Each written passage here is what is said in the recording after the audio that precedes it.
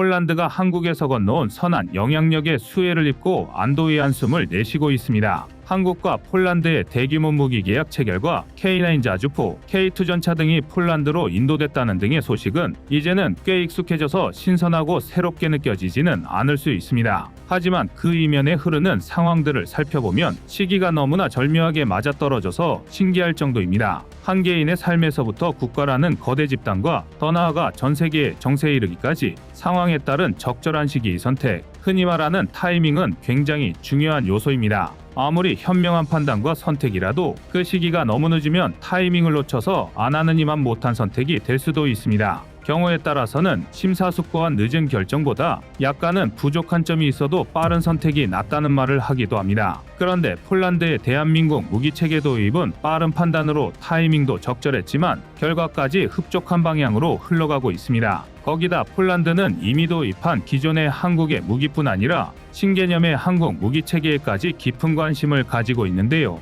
이는 한국이 훌륭하고 안정적인 거래 상대이기 때문인 것을 넘어 러시아 우크라이나 전쟁에서 발생하고 있는 문제들과도 연관이 있습니다. 러시아 우크라이나 전쟁 이후 폴란드는 우크라이나에 자국의 무기를 퍼주다시피 지원하고 그 대신 대한민국의 무기를 대거 도입하며 국방력 증강에 사활을 기울이고 있습니다. 하지만 아무리 대비를 철저히 한들 전쟁은 일어나지 않는 것이 최선일 텐데요. 안타깝게도 폴란드를 향한 위협은 이미 현실로 다가오고 있습니다. 지난 8월 1일 폴란드 국방부는 벨라루스의 군용 헬기가 저고도 비행을 통해 폴란드의 영공을 침범했다고 발표했습니다. 이후 폴란드군은 즉시 1000명의 병력을 벨라루스와의 국경지대를 향해 추가로 파병했고 군용 헬기를 포함한 여러 군장비들도 이동시켰습니다. 폴란드의 이런 발빠른 대응에 이해가 가는 것이 러시아가 우크라이나를 침공하기 전과의 상황과 유사하기 때문입니다. 당시 러시아가 우크라이나와의 국경 근처에 전차와 장갑차 등의 무기들을 집결시킬 때만 해도 단순한 위협용으로만 생각했지 실제 군사적 공격 행위로 이어질 것이라고 생각하는 사람은 거의 없었습니다. 하지만 그런 예상은 보기 좋게 빗나갔고 전쟁은 장기화되고 있습니다. 폴란드로서는 위기감을 느끼지 않을 수가 없을 텐데요. 정작 벨라루스는 폴란드가 주장하는 것처럼 벨라루스의 미리-14 헬기가 폴란드 영공을 침범한 일은 없고 국경에 군사력 증강 배치를 하기 위한 폴란드의 날조라고 비난했습니다. 여기에 알렉산드르 루카셴코 벨라루스 대통령은 우리가 바그너 그룹의 용병들을 붙잡고 있지 않았다면 그들은 벌써 폴란드로 침투해 바르샤바를 박살냈을 것이라는 조롱을 퍼붓기도 했습니다. 7월에 러시아의 푸틴 대통령을 만났을 때는 바그너 그룹이 폴란드로 진격해야 한다는 발언을 한 적도 있습니다. 또한 러시아는 폴란드가 벨라루스를 점령하려고 하며 만약 벨라루스에 대한 공격이 있으면 러시아는 적극적으로 대응할 것이라는 반응을 보이기도 했습니다. 바그너 그룹이 수바우키해랑을 점령하고 러시아군이 폴란드를 침공한다면 폴란드 입장에서는 최악의 상황이 발생하는 것입니다. 거기다 벨라루스군은 최근 폴란드와 리투아니아 접경지에서 군사훈련을 실시했으며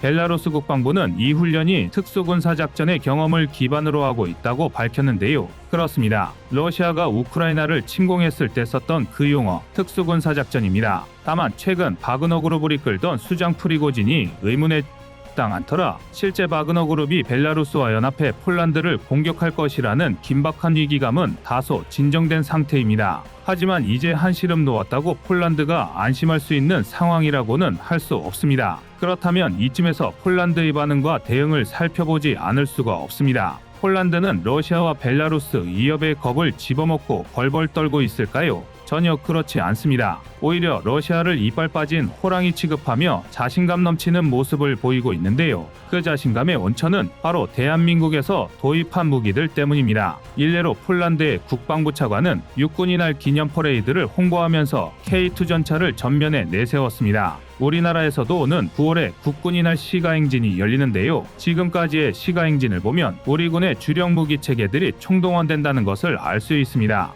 러시아, 중국, 북한의 열병식에서도 이런 모습을 많이 보셨을 겁니다. 폴란드 역시 마찬가지입니다. 자국이 보유하고 있는 강력한 군장비와 무기들을 대외적으로 자랑하며 과시하려 할 것이 분명한데 폴란드 육군이 날 퍼레이드를 대표하는 무기로 낙점된 것이 바로 K2 전차입니다. 이것만 봐도 폴란드가 K2 전차에 얼마나 많은 기대와 신뢰를 보내고 있는지 알 수 있을 것 같습니다. 폴란드가 믿고 있는 한국의 무기는 K2뿐만이 아닙니다. 러시아군의 화력 공세에 고전하던 우크라이나군의 숨통을 트이게 해준 하이마스보다 한 수위라고 평가받는 천무도 폴란드의 든든한 공격 자산입니다. 천무의 실전 배치는 이미 임박해 있는 것으로 알려져 있는데요. 성능 시연회를 거친 후 폴란드 육군의 제18 기계화사단에 배치될 예정입니다. 제18 기계화사단이 담당하고 있는 지역은 벨라루스와 슬로바키아 국경에 이르는 곳이라 폴란드군에게는 최전방이라 할 수 있습니다. 130mm, 227mm, 230mm, 239mm 등 4종의 로켓탄과 239mm 유도탄, 227mm 무유도탄, 130mm 무유도탄 등 다양한 탄종을 발사할 수 있는 천무는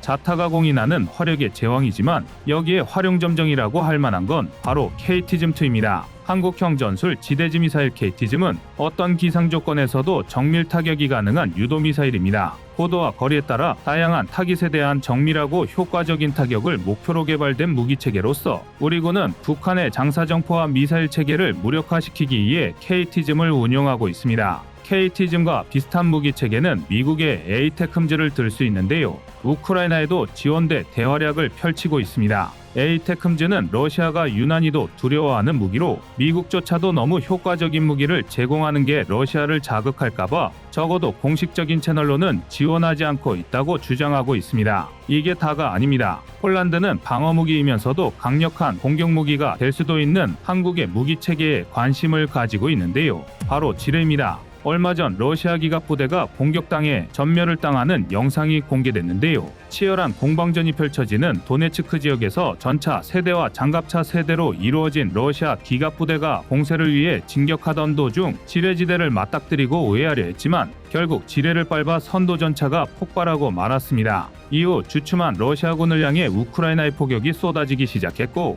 6대의 기갑 차량은 순식간에 전멸하고 말았습니다. 지뢰지대를 이용해 회피할 공간을 없애고 포격을 가하는 우크라이나군의 전술은 러시아군에 막대한 피해를 주고 있는데요. 문제는 이러한 전술을 러시아군도 똑같이 사용하고 있어 러시아군이든 우크라이나군이든 전선을 뚫기가 매우 어려운 상황이라는 겁니다. 일반적으로 지뢰라고 하면 일일이 손으로 설치하고 그 위를 흙으로 덮는 이미지가 떠오르겠지만 최근 러시아 우크라이나 전쟁에서 러시아군과 우크라이나군이 가장 많이 사용하고 있는 지뢰 설치 방법은 말 그대로 쏴서 뿌리는 것입니다. 일명 지뢰살포탄이라 불리는 포탄을 복사포나 다연장 로켓으로 발사하면 공중에서 대인 대전차 지뢰들이 흩뿌려져 순식간에 넓은 지역을 지뢰지대로 만들 수 있습니다. 게다가 만약 적군이 각종 장비를 동원해 지뢰를 제거하며 전진한다 해도 지뢰살포탄을 발사해 후방을 다시 지뢰지대로 만들어 퇴각로를 차단할 수 있습니다. 사실 우리 군에서도 이미 지뢰살포탄을 운용하고 있습니다.